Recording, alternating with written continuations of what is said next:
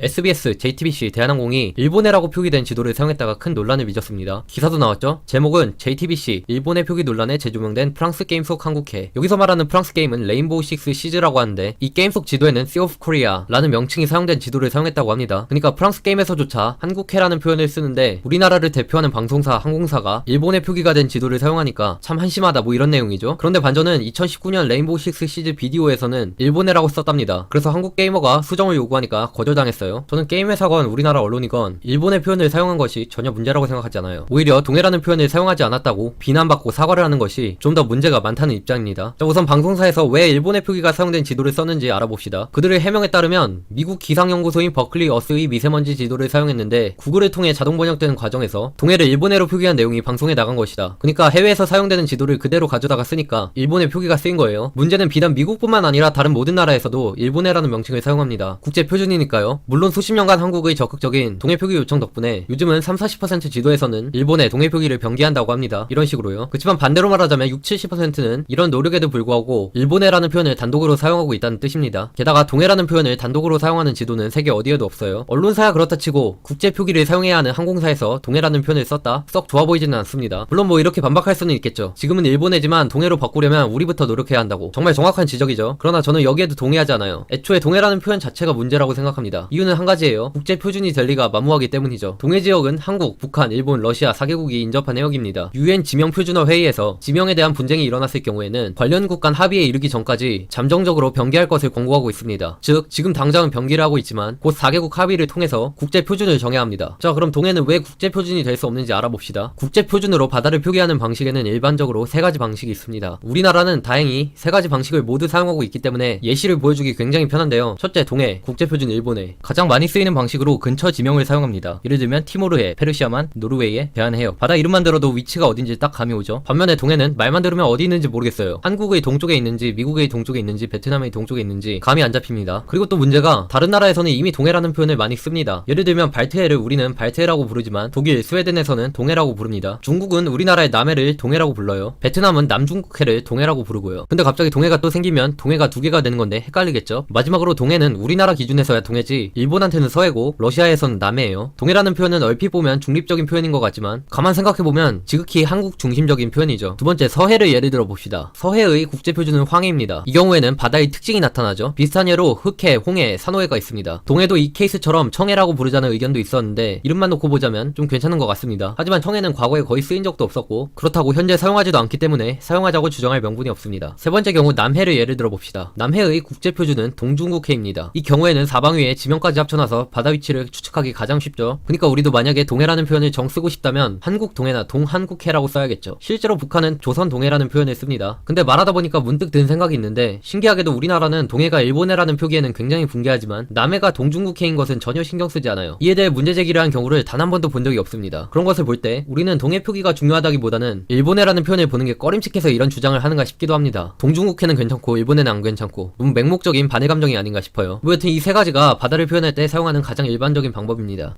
이 씨발로 어디서 약을 팔어? 내가 빙다리 핫바지라 보이냐 이 새끼야. 이거 장짜리 아니야?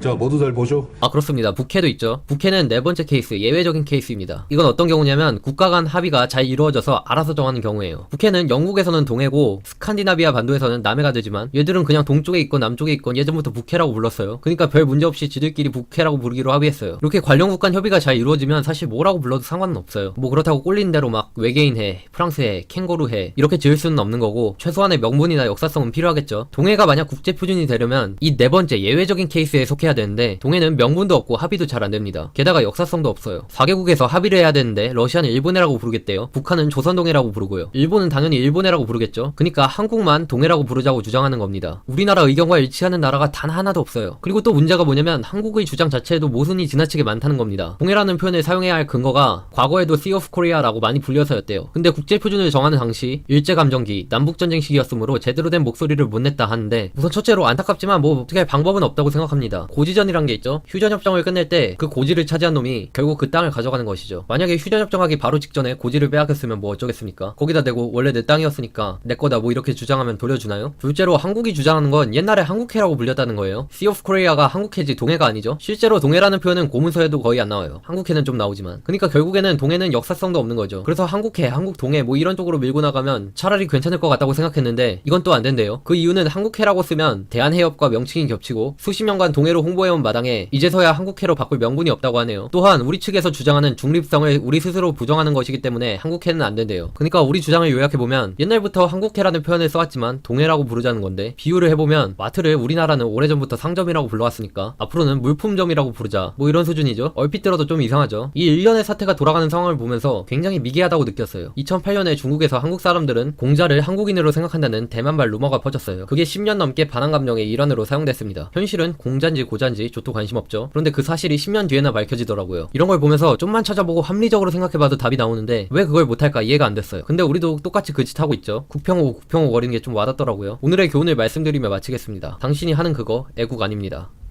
감사합니다.